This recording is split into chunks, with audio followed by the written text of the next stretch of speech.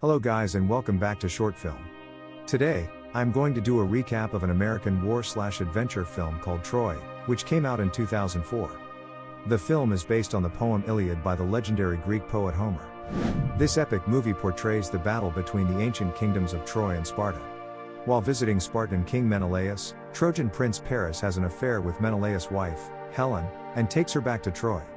Menelaus' brother, King Agamemnon, having already defeated every army in Greece, uses his brother's fury as a pretext to declare war against Troy, the last kingdom preventing his control over the Aegean Sea. But before we begin, beware of spoilers and I hope you enjoy the video. The story takes place in the fertile, eastern lands bordered by the Mediterranean Sea and kept by the gods. Within the cradle of ancient civilization, empires are built, wars fought, alliances forged, and heroes born. The movie starts and we see Agamemnon, king of Mycenae, has united most of Greece's kingdoms under his rule and now advances his army upon the nation of Thessaly, hoping to include it in his collection of ever-growing conquests. King Priapus tells Agamemnon to take his army back to his place and leave his kingdom alone. Agamemnon declines and tells him to fight for him instead of with him. Priapus refuses and tells him that he cannot take over the entire world. Agamemnon tells him that many kings have come before him and have said the same, yet they all fight for him now. King Priapus bargains with Agamemnon to each let one of their best fighters decide who wins the battle rather than engaging in open war. Priapus calls upon the giant Boagrius while Agamemnon calls to Achilles, but the legendary warrior is nowhere to be found. A messenger boy is sent to fetch him and Agamemnon curses the stubborn nature of the fiercest warrior Greece has ever seen. A half-god and blessed with incomparable strength and skill, Achilles lives to fight but he refuses to associate with Agamemnon, preferring instead to seek his destiny and be immortalized in history. Achilles easily defeats Boagrius, sealing Agamemnon's control over the nation, and calls out if there is anyone else worthy enough to fight him. Priapus offers the scepter of Thessaly to Achilles to pass on to Agamemnon. Achilles refuses the request and stalks off. Meanwhile, Prince Hector and Paris of Troy feast in the banquet hall of King Menelaus of Sparta as honored guests and peace ambassadors to their home nation. However, young Paris sneaks away to be with Menelaus' beautiful wife, Helen, whom he loves dearly. He convinces her to come back with him to Troy, stowing her away on his brother's ship. When Hector finds out, he is angry, but it is too late to return to Sparta with Helen and seek pardon. Finding Helen went, Menelaus vows revenge on Troy and seeks the approval of his brother, Agamemnon, who is only too happy to oblige, though Agamemnon's decision comes mostly from his desire to sack Troy of the seemingly undefeatable city. Odysseus, king of Ithaca and under command of Agamemnon, goes to convince Achilles to accompany them in the conquest of Troy. He finds him sparring with his young cousin, Patroclus, who is more than eager to join in the fighting. A despot Odysseus' assurance that this war will go down into history, Achilles refuses to go. Achilles later seeks advice from his mother, the sea nymph Thetis, who is gathering shells to make a new necklace for him. She tells him that if he chooses to stay home he will find a wife, raise a family, and die old and loved. If he goes to Troy, he will find his eternal glory and history will remember his name for thousands of years. However, should he go to Troy, he is doomed to die and will never return. Meanwhile, Hector and Paris return to Troy with Helen, greeted warmly by their fellow Trojans. The city is guarded by a high, thick wall that has remained impenetrable since its founding. They meet their father, King Priam, who welcomes Helen and praises her beauty.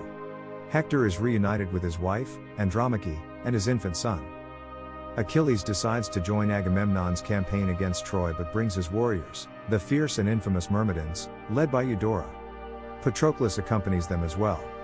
The Myrmidons prove to be faster rowers than the Greeks and arrive on the shores of Troy before anyone else. Achilles gives an impassioned speech to his men, telling them that they will be immortalized in the campaign. Concerned for this cousin's safety and inexperience, Achilles tells Patroclus to stay and watch the ship. The Myrmidons take the beach with ease and sack the temple of Apollo where the priestess and cousin of Hector and Paris, Briseis, is taken captive.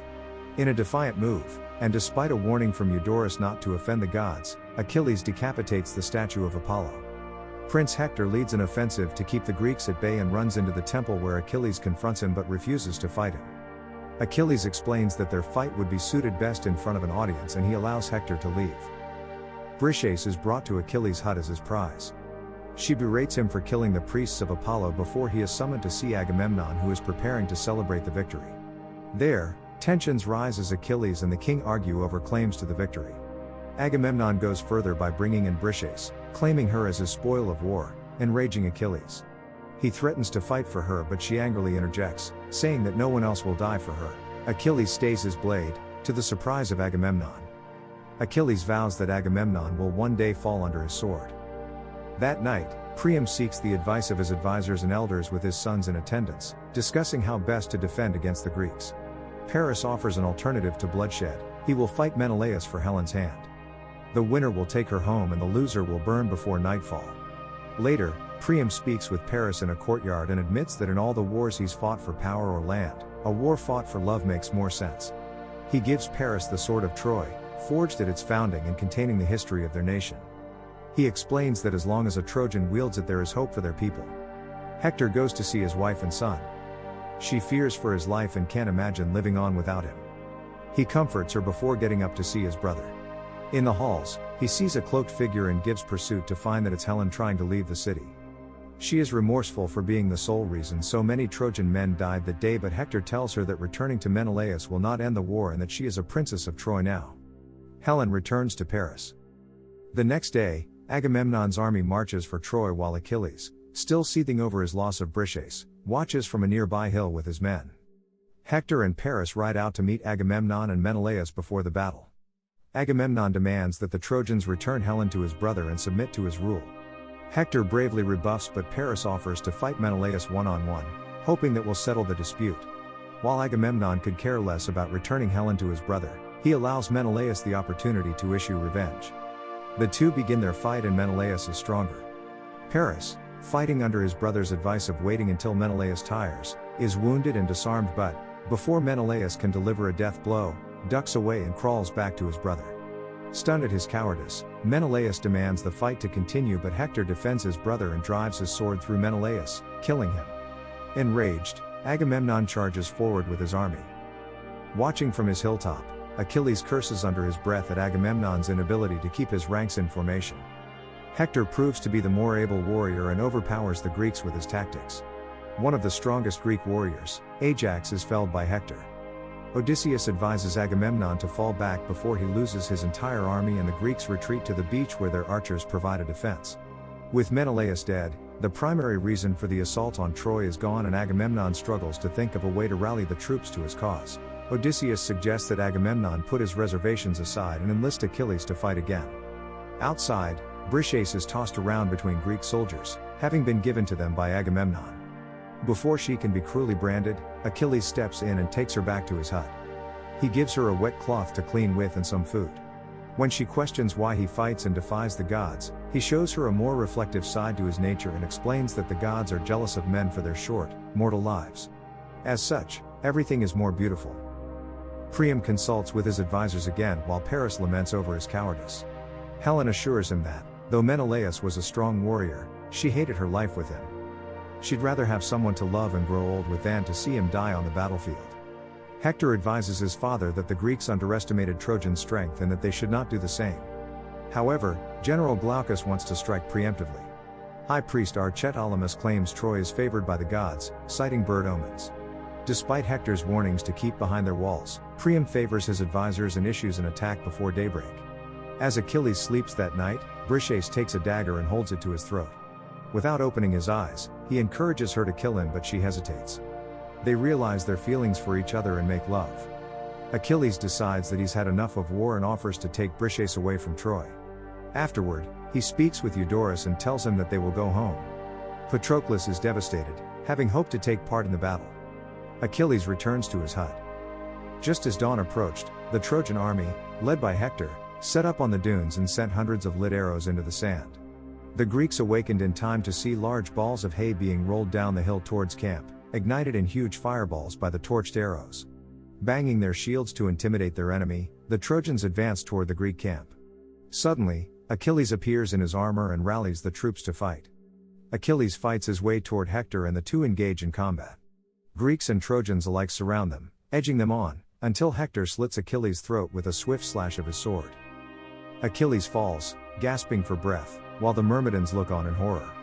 But when Hector removes his helmet, he discovers that the man he wounded is not Achilles but Patroclus. Hector, repentant but resolute, drives his sword into the boy's chest to finish him. He addresses Odysseus and tells him they've fought enough that day. Before leaving, Odysseus tells Hector that Patroclus was Achilles' cousin. The Myrmidons return to camp as Achilles emerges from his tent. Seeing them battle-worn, he asks why they disobeyed him. Eudora laments that Patroclus disguised himself in Achilles' armor, even moved like him, and fell under Hector. Achilles is outraged and attacks Eudora. Briseis tries to stop him, but he throws her to the ground. Hector returns to his wife. He admits that he killed a boy who was much too young and feels that his actions will have severe repercussions. He shows his wife a hidden passage under Troy that she can take civilians through to get to the mountains should he die and the walls are breached. Though she is upset to have to consider the plan, she heeds his advice. Achilles puts his cousin on a funeral pyre and sets it alight. Agamemnon watches and says, "That boy may have just saved the war for us," knowing that his rage against Achilles will not wane until he's had revenge. Meanwhile, Helen watches as Paris practices his archery in preparation for battle, hitting his target with increasing accuracy. The following morning, Achilles sets off to enact vengeance upon Hector. Briseis begs him not to go, but he ignores her. He takes his chariot to the gates of Troy and calls for Hector, who dresses in his armor and says goodbye to his wife. He meets Achilles outside alone.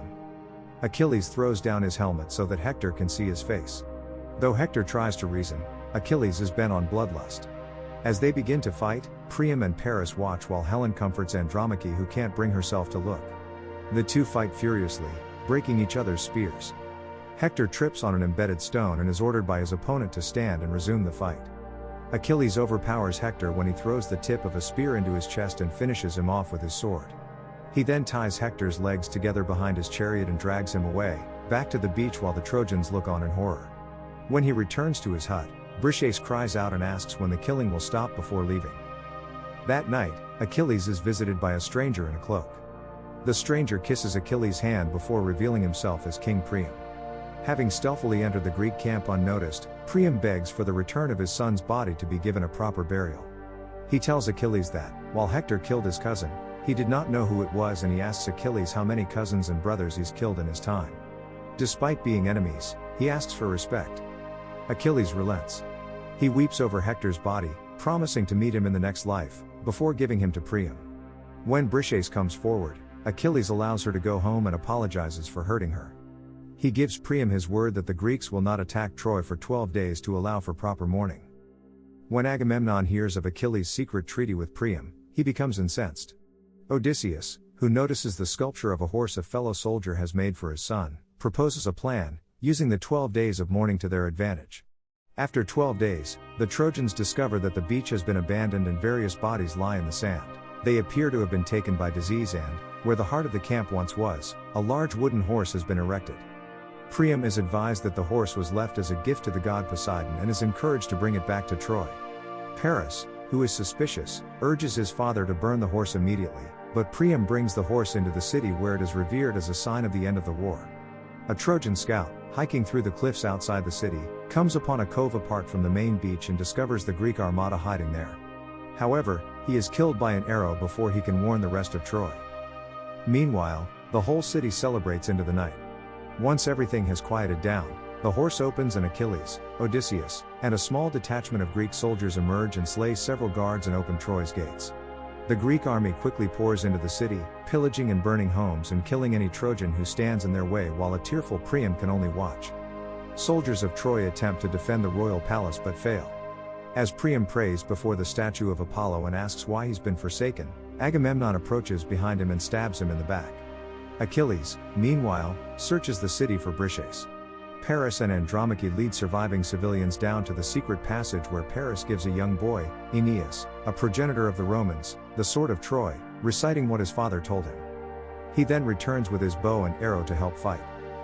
Briseis is praying before a statue of Apollo when she is grabbed from behind by Agamemnon. Achilles finds them and rushes to her rescue. Agamemnon tells Briseis his intent to take her back to Greece as his slave before she takes a concealed knife and fatally stabs him in the neck. His guards accost her but Achilles kills them. As he is helping her up, Paris arrives and shoots an arrow through Achilles' left heel. Standing up to face Paris, despite Briseis' cries, Achilles is shot again through the chest. He removes the arrow only to be shot several more times. He finally collapses and tells Briseis that she was his piece in a lifetime of war and urges her to escape. Briseis goes with Paris and they leave as the Greeks arrive at the palace to find Achilles dead, seemingly taken by a single shot to the heel, thus perpetuating the myth surrounding his death. Achilles' body is burned honorably on a funeral pyre within the ruins of Troy the following day as Odysseus watches and exults, "If they ever tell my story, let them say I walked with giants. Men rise and fall like the winter wheat, but these names will never die. Let them say I lived in the time of Hector, tamer of horses. Let them say I lived in the time of Achilles." The movie ends here. To watch more explanations of these kinds of movies, click on the videos on your screen. And don't forget to let me know how you feel about today's video in the comments section down below. Kindly like the video and subscribe to my channel and press the bell icon so you don't miss out on any of my new videos. And at last, I will say, stay safe, stay well, thanks for watching.